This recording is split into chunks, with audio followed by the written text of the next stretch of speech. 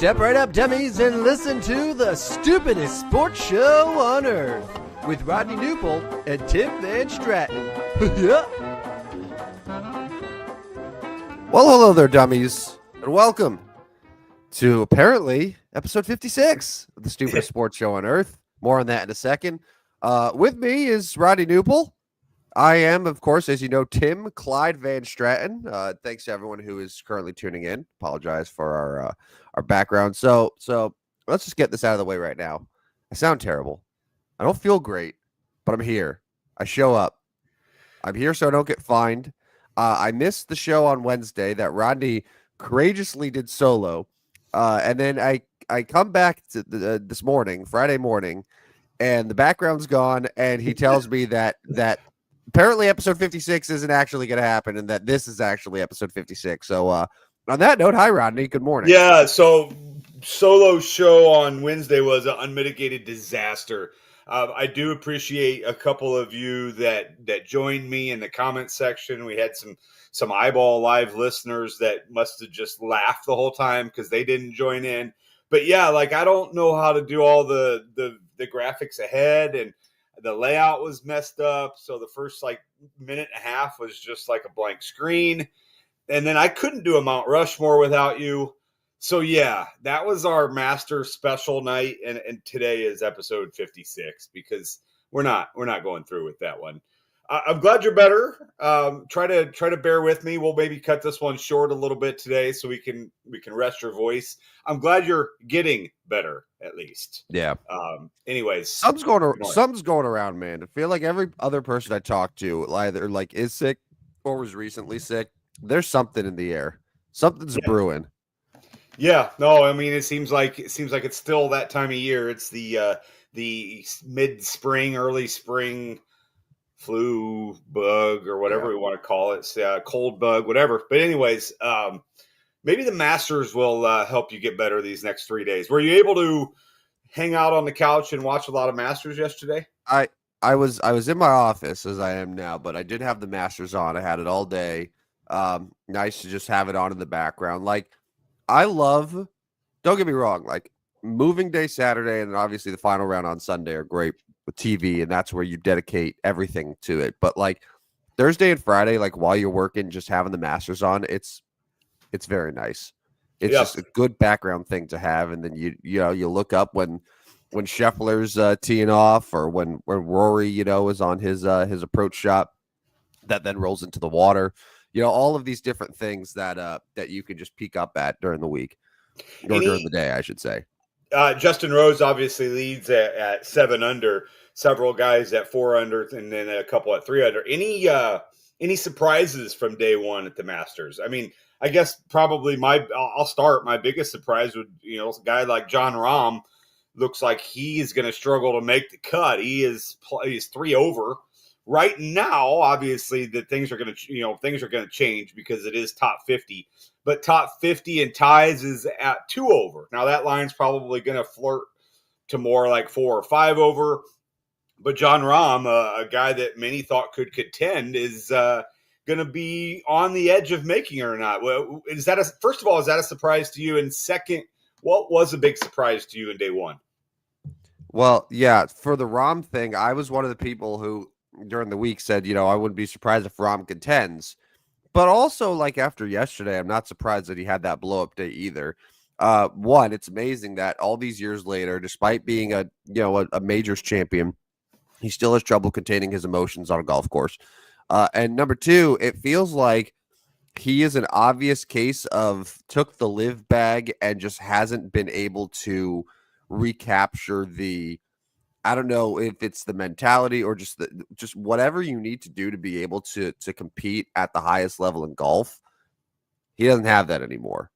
And I know people are looking at the board, the whole live argument comes up every single major now. And they're like, well, but Tyrrell Hatton and Bryson DeChambeau are up high, and Bryson DeChambeau won a major. But there hasn't been a single golfer who went from the PGA Tour to live that has then become better after playing at live. Not a single one. Not a one. Right. Bryson has competed, yeah, but the Bryson DeChambeau now is still not as good as the Bryson DeChambeau from the PGA Tour. And that's very obvious with Brooks Koepka. It's very obvious with Dustin Johnson, who also stunk yesterday. John Rahm, who stunk yesterday. And that's just the reality of the situation. That's the most disappointing part of it. But like for your other things, surprises, I mean, Ludwig Aberg, like a lot of people were high on him, taking futures bets on him last year to be a Masters champion. Corey Connors always seems to compete well here. Obviously, Scotty Scheffler, I think, is still going to win, just based on the way that this board is lining up, unless Justin Rose can have another great Friday. Because if Scotty is within a stroke or two of the lead going into Saturday, I think it's over.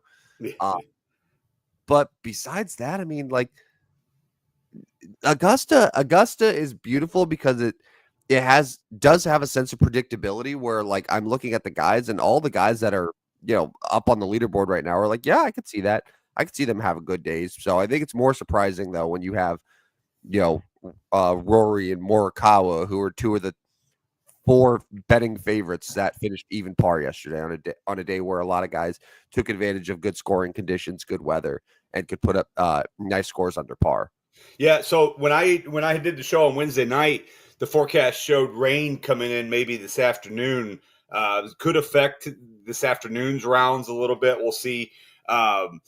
Currently, Scotty is 2-1 favorite to win this. So, like you said, if he's right there going into tomorrow, or if he just does another decent day today and he's within striking distance, yes, he's probably going to be the guy there. Adberg is 6-1. Bryson 6.5-1. Justin Rose with his 3-stroke lead is 7-1 odds to win it. I mean, obviously he was much more than that to start this event, but any desire, any interest in taking Justin Rose at 7-1 with a 3-stroke lead?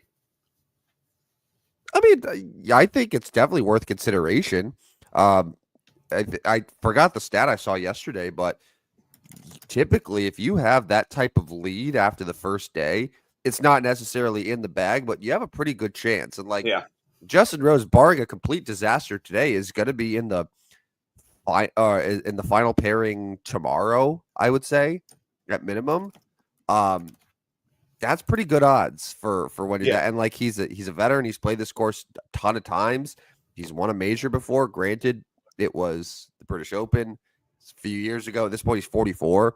But like, you could be older and you could win. Tiger's done it. Phil's done it. Like, so yeah, I think that there's definitely interest there. But I was going to mention that I think it's like 18 of the last 20 Masters champs were all within 3 strokes of the lead after the first day. So by that, Justin Rose, Ludwig Oberg, Corey Connors, Scotty Scheffler, like that's your group right there. And the fact that Justin Rose is the worst value of that, like. Yeah, one guy that just misses that number. So, my argument for him may be a little bit,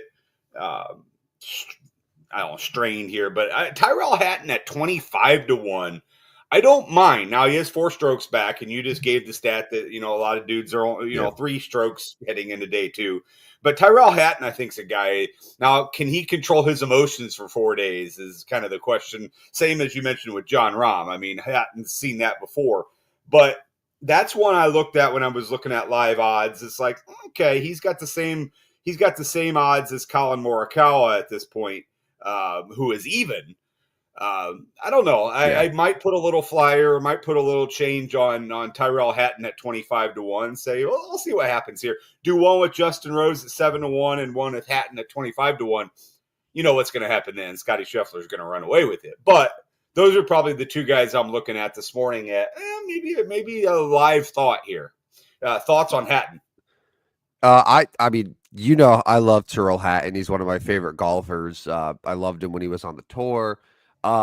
I think the value of him and Morikawa being the same, despite Morikawa being 7 shots back in the lead right now, is insane. So to that note, I would definitely say, I would love that value on Tyrrell Hatton. Now, I don't know if he wins per se, and I probably would want to look more at his like overall stats, because typically, and I'm not saying this is him because I don't know, but like, you need to look beyond the leaderboard a little bit when you're doing these bets on golf, because it's okay. Let's say a guy puts up a really good score. Well, it turns out on Thursday he putted out of his mind. Chances are, if he puts, phenomenally on Thursday. Like new hole locations, different course conditions. It's going to maybe regress a little bit on Friday. Like it's the things like ball striking, like how you are off the tee that are going to carry over more day over day. Yeah. So like that. And again, I don't know exactly how Tyrrell Hatton put up the round he did yesterday, but if it's one of those scenarios where, oh, he was great on the greens, well, then maybe you like, okay, there's going to be some regression. But if it's all ball striking, then yeah, I think that he definitely can contend. That's the thing with Scotty Scheffler too, which is so like I do think Scheffler is going to win, but he had a couple birdies yesterday that like he had like a 45-foot one, and then he had another one that was over 60 feet. And Scotty Scheffler is not typically a good putter, but he hit a couple long birdies yesterday. So I wouldn't be shocked if he only ends up being like 1 or 2 under today, which is still going to be good enough to be sort of in the mix come the weekend. But it's the things like that you just have to keep an eye on. So what you're saying is it's a lot of nerd numbers, right? Dork numbers like putts. Yeah. Basically. No nerds allowed here on this show. What's the anti-nerd way to measure golf? Like, how do you do it then? I want to hear your perspective on this. I'm looking at the live lines, and I'm looking at a name that I think might get hot, and I click the button and I submit the bet. Right? Did you do a lineup on Wednesday? I did. I have a couple variations. FanDuel and DraftKings both had a couple free entries. Somehow they gave me free entries. Thank you. What's a lot of obviously because I didn't do the show with you. We didn't have like our joint lineup, which is always fun because I always tell you in advance what it's going to be because it ends up being the same guys every single tournament. Who do you have this year? So my best lineup at this point, we'll go to the Golf Millionaire. No, I don't want to hear your best. I don't want to hear your best. I want to hear the one that you put together on Wednesday during the show that you were like, this one's going to win all the money. Well, I didn't put a show. I didn't put one together because I needed somebody else. So here's my lineup: Justin Thomas, of course, Tyrrell Hatton. Yeah. So here's where I went. Here's where I'm not going to make the money because I went Russell Henley. Now he's +7. He's not going to make the cut.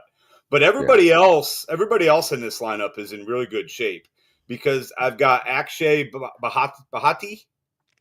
Nailed it. Who's tied for 7th right now. Yeah. I've got Corey Connors. Always good at the Masters, right? Yeah. Like I feel like every major, Corey Connors is always in the mix. And I got Patrick Reed.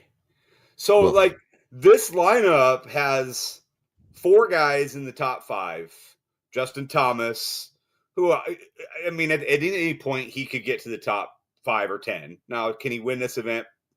Yeah, that's arguable. And then Russell Henley has absolutely no chance at this point. In fact, is likely going to miss the cut 7 over after day 1, which just absolutely tanks a DraftKings lineup. Moving over real quick, I'll move over to FanDuel. My top lineup there. Let's see here. Jordan Spieth, excuse me. Tyrrell Hatton, Will Zalatoris is in this lineup. I liked his price a little bit better there. He is +2. Patrick Cantlay, Tony Finau, and Bhatti again. So not as good of a lineup there. But that is a lineup that could end up 6 out of 6. Now Finau's got to be better. He's +3 on the day or on the tournament. Zalatoris and Cantlay are kind of flirting at +2. So what about yours? What's your lineup look like? I have 4 lineups total. 3 of them stink because like 3 of them have some combo of Russell Henley or Sepp Straka or John Rahm. So it's like, well, those are tank. So the only lineup I have right now that has a realistic shot of going 6 for 6, and it sucks because it's like I don't love it. Like, all right, Colin Morikawa was my pick to win the Masters. Yeah. Him being 3 under after 13 holes, I was like, all right, we're so live. And then he ends the day even par. Like, it's the same shit that happened with Rory too. And it just absolutely killed me. But my only lineup right now that has any shot of making it to the weekend with all 6 guys. So I have Morikawa, who's even. I have Xander Schauffele, who is 1 over. And I know you were someone who really liked X as well. Right. Robert McIntyre is another guy who started off his round great and then still ended up 3 over. So he really needs to have a big day today. Corey Connors, who right now is looking good. He's 4 under. He's tied for 2nd. JJ Spawn is +2, so he's right inside that cut line right now, tied for 49th.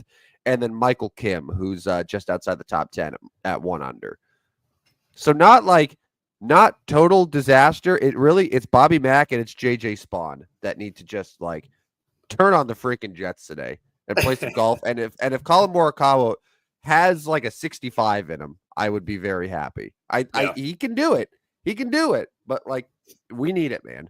We need it bad. Yeah. No. Yeah. I mean, so when you're obviously future betting, like if he's your champion, like today's the day he's got to make some kind of run to get in the hunt. Like he can't fall back. He can't be 8 strokes back going into tomorrow. Like he's got to be. Well, would you say safely within 5? What he needs, I would even say like 3. I would say he needs to be like 3 strokes, because it's all right. This is what the hope is. You hope Justin Rose ends the day like even par or 1 over, right? And then Scheffler's no better than like 2 under. So like you kind of need the lead to be at around like 6 or 7 going into Saturday. Like if Justin Rose is at 11 under going into the weekend, then I think everyone else is in trouble. Yeah. But if it's like sitting at 6 or 7, Colin can finish 3 under. That puts him 3-4 strokes back. And then I think at that point you take your chances. And typically with these majors, the best golfers ultimately are the ones that rise.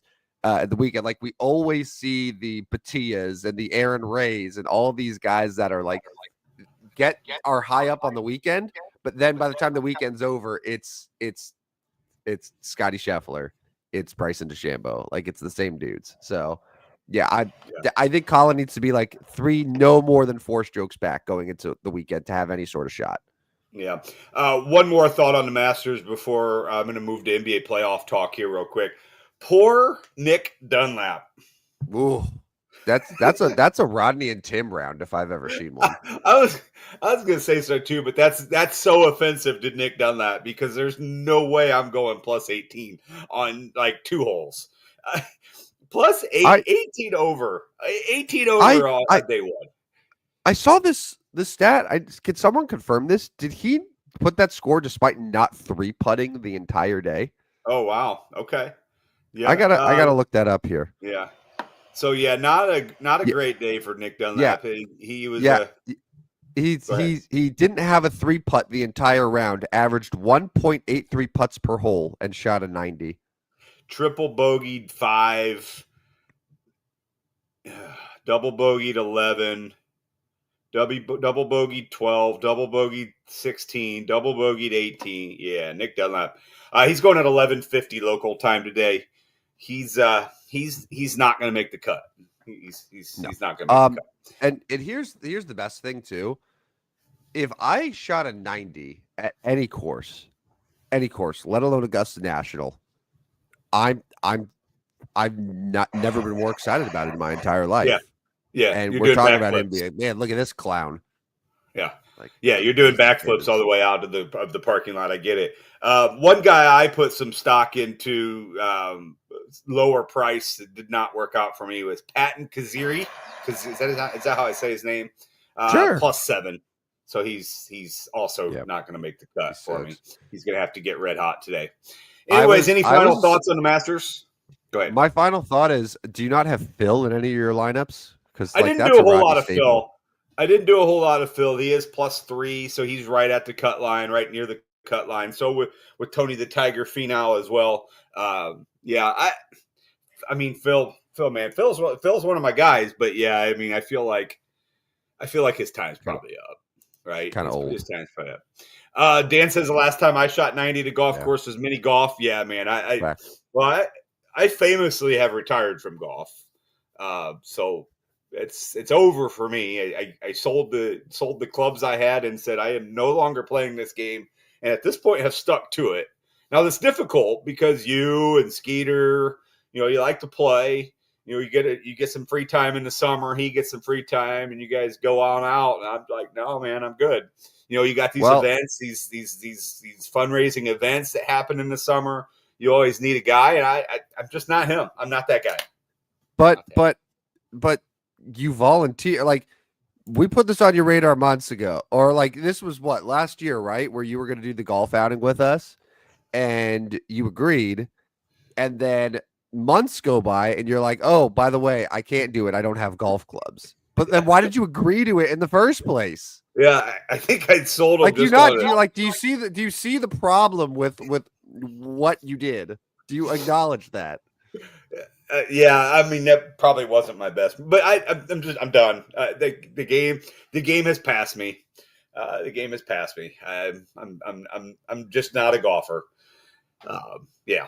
Anyways, let's move on to an NBA playoff picture because this is the final weekend of the NBA regular season, and there are still some things to be sorted out in the NBA. Let's move to the West first because the NBA West is wild. There are 1, 2, 3, 4, 5, 6 teams within 2 games of each other. Now, your Lakers have made it. Really, all they would need to do is pick up a win, and they're going to be the 3rd seed, it looks like. They are a game ahead of the Nuggets and the Clippers. Which is, I think, where you and I predicted them to finish. Yes. Good. Now, the Clippers have won 6 straight games and so right now, playoff picture would be the Grizzlies would take on the Timberwolves as the 7-8 play-in game. Those 2 teams just played last night. Minnesota ran them over. Sacramento would take on Dallas in the other play-in game. Oklahoma City obviously has the 1. Houston wrapped up the 2. Lakers would be the 3 seed. Denver and the Clippers would play each other in that 4 or 5 game, and the Golden State Warriors would be the 6. Now, these final 2 games are going to tell a big story. You take us through the West here. You're more of a West expert. Let's take us through the West. What's going to happen here? Where I think stuff's going to finish. Because anything you want here. What do we think is going to happen in the West? So, as it stands right now, based on the way that the Lakers have been playing, based on the way that Golden State has been playing, if that's the first round series, part of me feels like whoever wins that series has a really good chance to win the entire Western Conference. The Thunder have been the favorites and totally deserved, but I don't know. I feel like the Thunder are vulnerable a little bit. I don't know. I don't know if you get that vibe. Maybe I'm a little biased here. Houston is just like, we see this all the time. Like, you can't, if this is your first go around in the playoffs, you're not going to make it all the way. Right. And that's what Houston's going to fall into. Denver, with the firing of Mike Malone, it was bizarre. It's too much turmoil. Clippers could have 75 wins. I would never take the Clippers to do anything in the playoffs. It's just, and then, you have Memphis, Minnesota, but like they're going to face a real steep uphill climb if they have to be in the play-in, and then they're on the road during the playoffs. So it's like that Lakers-Warriors series as it stands right now. Like, that's a series where I think you circle the winner and you say, I think like they have a really good shot, because then in theory they would face Houston second round. I think I would take either of them over Houston in a 7-game series. And then, it's best of 7 against probably OKC. OKC's really good, but vulnerable. Maybe not as playoff experience because it's still a very young team when you compare it to Golden State with Jimmy Butler and Steph Curry, and then the Lakers, obviously LeBron and Luka. So this is a year where I'm kind of leaning more into the vets, like the veteran teams, like the Lakers and the Warriors, than I am the younger teams. Yeah, but let's take a minute here real quick. So 2 games left. The Warriors are tied with the Grizzlies and the Timberwolves. Mm-hmm. And so obviously the Warriors could definitely still play in this play-in game. And I'm looking at Sunday's game, Warriors and Clippers, as obviously a very big game, because I was looking through the rest of the schedules. Memphis has a tough one because they've got Denver and Dallas in their last 2 games. Minnesota, on the other hand, has the Nets and the Jazz. Minnesota is likely, in my opinion, going to move into that 6th spot because I'm not sure Golden State will beat the Clippers on Sunday. Golden State's at Portland tonight. Now, we've seen a pesky Portland team at times. A Portland team at home could possibly win that one, and then the Clippers. So there are a lot of scenarios here where that could change. And I think as a Lakers fan, I think you got to be hoping Golden State falls out of that. Now, if you had to choose that 6th seed, you're probably choosing Memphis in round 1. Memphis. Yeah. Yeah. Memphis. Yeah. I mean, like, and the Lakers, ironically, do pretty well against Golden State if you look over the last few years. So I think the Lakers would still be favorites in that series. But yeah, I don't want anything to do with Steph Curry.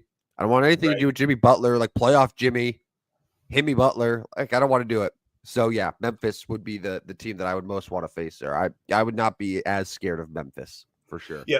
Moving over to the East real quick, the Bulls are going to be the 9. Well, they're the 9 seed right now. They actually have a potential of moving to 8. They're just a game behind Atlanta.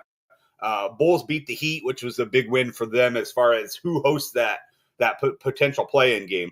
Bulls have the Wizards and 76ers, so 2 games they should win there, while the Hawks have the 76ers and Magic. And I mean, there's a little bit to not worry about, but to figure out here in the East with those play-in games. But starting at the top, Cleveland, of course, is going to be the 1. Boston's 2. New York is a game up on Indiana for 3. Indiana's 4. Bucks are going to settle in at 5, and the Pistons look like they're going to settle in at 6. How about the Detroit Pistons? Let's go there. How about the Detroit Pistons coming from absolute dog shit for 10 years? I don't know how long it's been. At least. Yes. To be in 44 and 36 and basically the 6th seed, don't have to play in the play-in game. That's a big turnaround for Detroit. Initial thoughts on the East here. It's still kind of where I've been at all year. Like, it's Cleveland, Boston, and then a large gap, and then the Knicks, and then another large gap, and then everyone else. Like, to me, I would be stunned if the Eastern Conference Finals isn't Celtics Cavs. Yeah.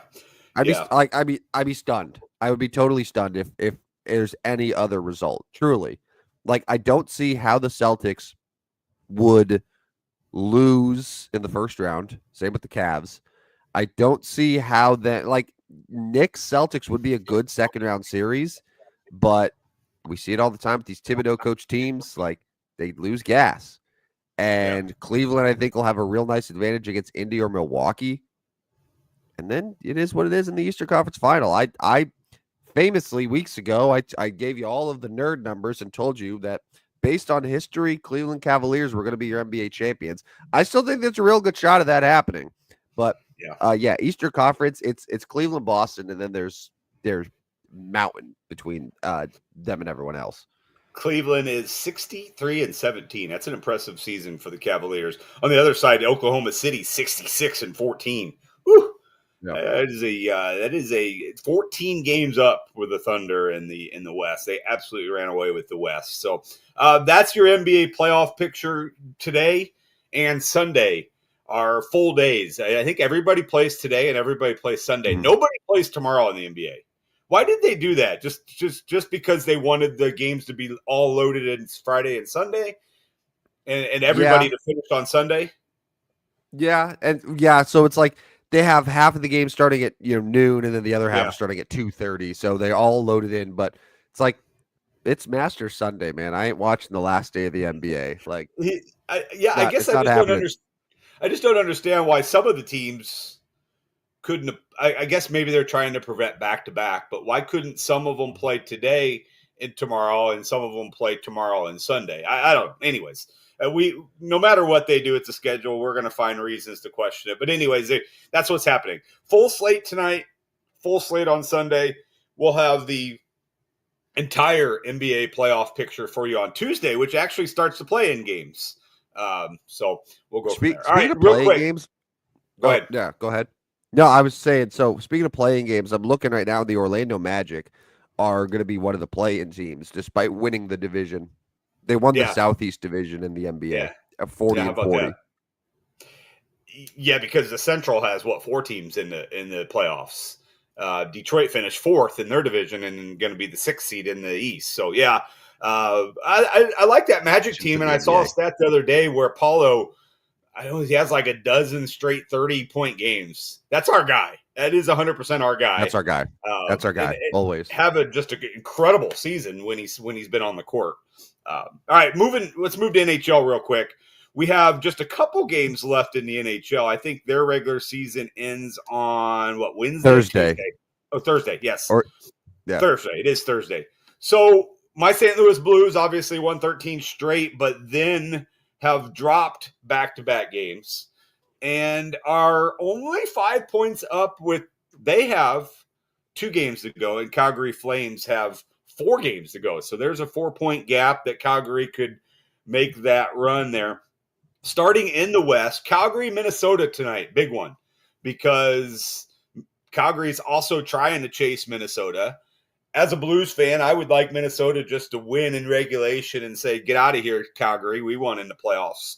But there's only 9 teams remaining for those 8 spots. Obviously, Blues are in a great spot. Wild are in a great spot. Any chance the Flames make this run? And I know you probably are familiar with the Flames after Wednesday night's game where your Ducks picked up a win in overtime thanks to that. But anyways, any chance the Flames make a run these final 4 games and make the playoffs? I appreciate you like extending and stalling for time while I'm just hacking up a lung over here. See, that's why you're a good co-host. No, the Flames are officially extinguished. They're cooked. Yeah, that losing that game to the Ducks, they were up 2 goals. They gave up the second and third goals in the span of 9 seconds and then lost in overtime. I think that effectively ended their season. So now I would say even with the 2-game difference between the Blues and the Flames right now in the standings, it is going to be just enough for the St. Louis Blues to get that final spot in the playoffs. So that would put either the Wild or Blues, whoever's the 8th seed, that would put them in Winnipeg because Winnipeg is wrapped up the top spot with 112 points right now. And then the other one would go to Vegas. You're going to get Dallas hosting Colorado and the Kings likely hosting Edmonton. That'll be your Western Conference. Moving over to the East, your 2 wild cards, and we mentioned this a week ago, and they're still in place, Ottawa and Montreal. Ottawa and Montreal are going to get those wild card spots. Ottawa's already clinched. Montreal is 6 points up on Columbus. The Rangers are still alive, but they're pretty much dead man walking at this point. They're going to have to win out Montreal and Columbus to basically lose out. So, I mean, where are we going here with any? So, if you had to pick a Stanley Cup champion right now, who are you taking?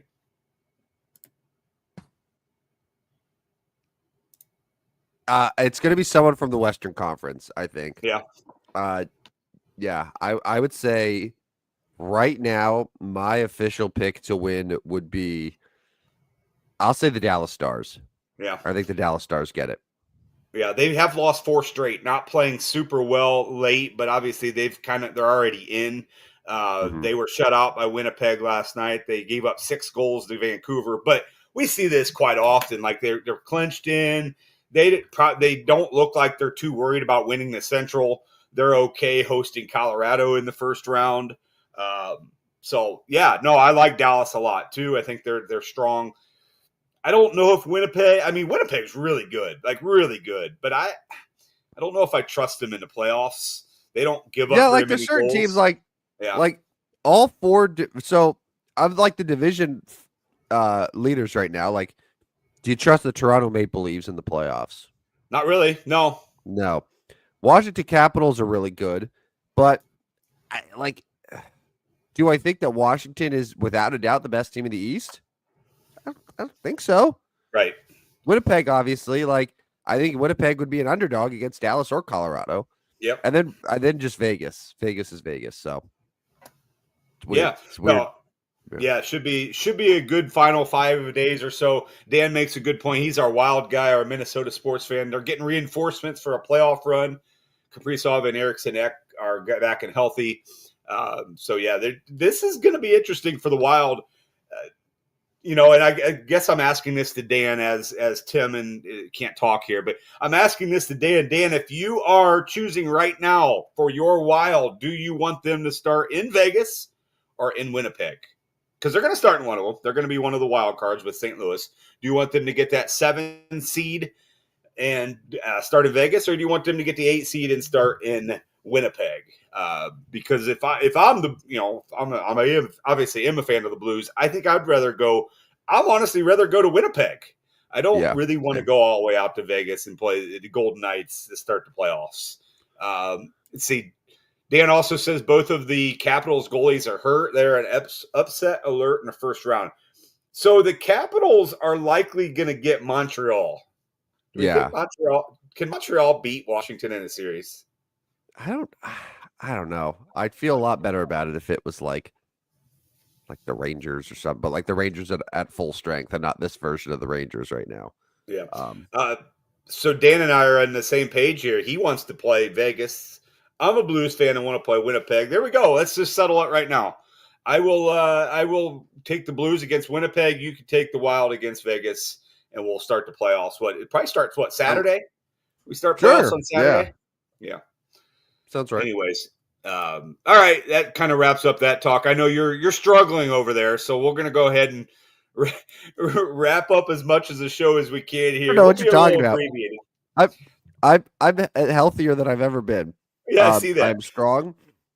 I feel great. I could honestly do this for at least 5 more hours. So whatever you want to throw at me, let's do it. All right, we're gonna get to the best 56s in sports. This is episode 56. We did not count the Wednesday abomination of a show as number 56. So on our Mount Rushmore, obviously Lawrence Taylor's got to be at the top of this one. He is the 56 that we can get from Mount Rushmore. I would even go as far to say that we can name this the Lawrence Taylor Mount Rushmore of 56s. I'm good with that. I'm good with that. But one other name we do have to put on there. I'm kind of abbreviating our Mount Rushmore here. Mark Burley's got to be on there. 56 for Chicago White Sox, 16 years as number 56, and had a 59 WAR. I think we're probably on the same page here that we look up the baseball numbers. But yes, Mark Burley, Lawrence Taylor are the top two. Now, where do we go from there?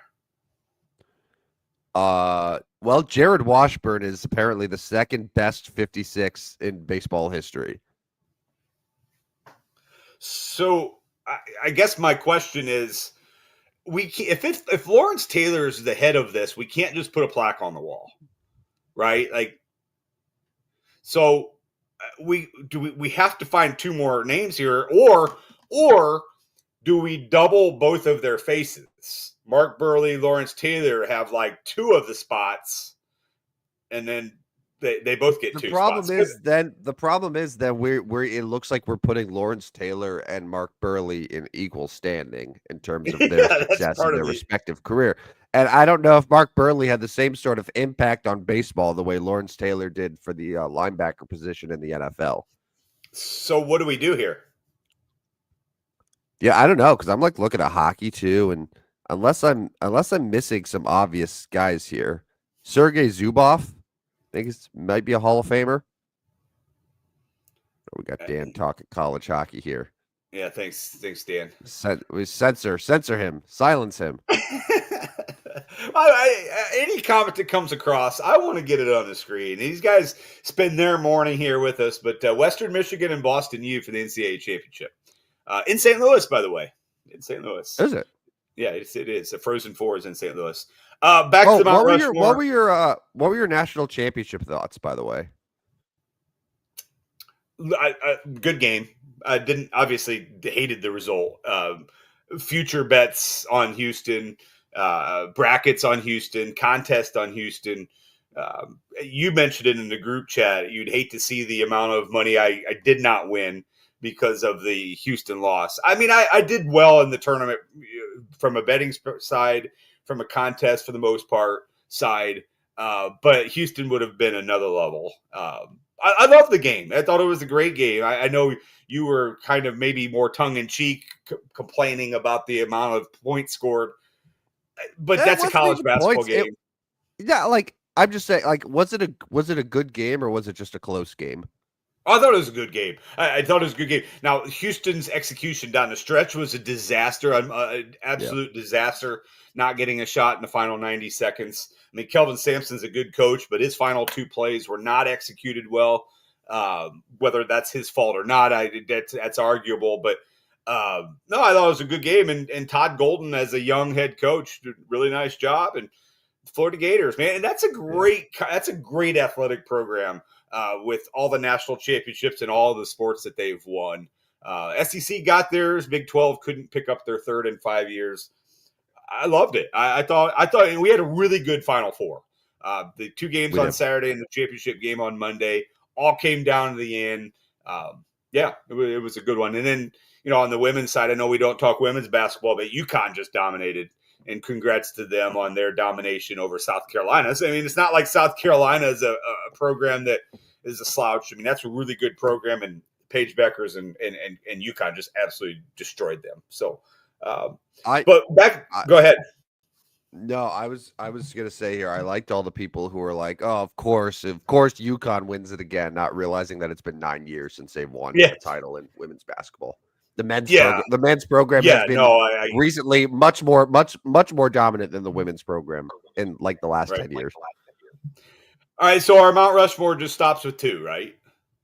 I think it's Mark Burley with the plaque, and it leads on the walkway to a mountain with just Lawrence Taylor's face on it. I'm good with that because, I mean, you made a good point. Like there are not 4 dudes I want to put on this list, and you can't even Mark Burley and Lawrence Taylor out.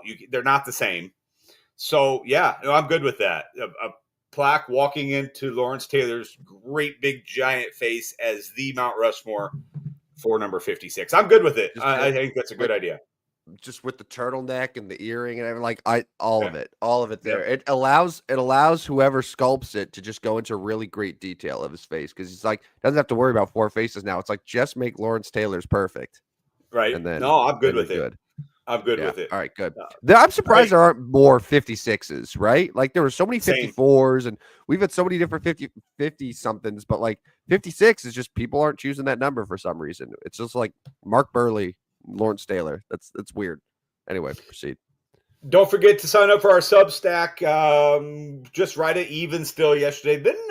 Been kind of stuck at the even mark here in April, right at like -1 or even units, but still 33 units ahead for the year. Our Super Show Madness ended. Of course, UCLA picked up the 1973 UCLA Bruins picked up that win as well. And follow us on Twitter, no W at the end, or X, not X. We don't call it X, but Stupid Sports Show with no W. Go there, and we got all the details of what's going on for our show right there. Anyways, Tim, so you don't cough again, let's do one more final listen to us on Spotify read, and then let's get out of here. Listen to us on Spotify, Apple, iHeart, wherever you get your podcasts. Apparently, we're just burying the show that Rodney did, so this will be episode 56. So that'll be one of like when this show becomes massively famous, like there will be a long quest to find the hidden Rodney show where he broke our background and destroyed everything. So I don't know how to get it back either. I don't know what's going on here. Oh, I have no idea. Yeah. No, I have no. Gonna have to do some work here. Anyways, Tim, thanks. This is like your Jordan flu game. I appreciate you coming on and spending 45 minutes talking sports with us. Shout out to the guys over at Gateway Sports. I know they joined me on Wednesday in the comments section, so shout out to them. I know they got a bunch going on this weekend as well. And yes, Dan mentions have a great weekend, guys. Everybody have a great weekend. Masters weekend.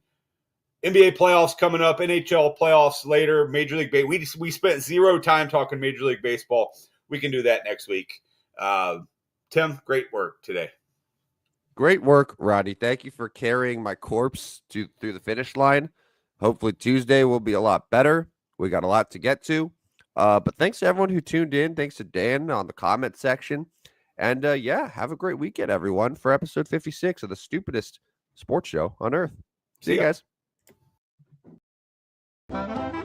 Step right up, dummies, and listen to the Stupidest Sports Show on Earth with Rodney Newbold and Tim Van Stratton.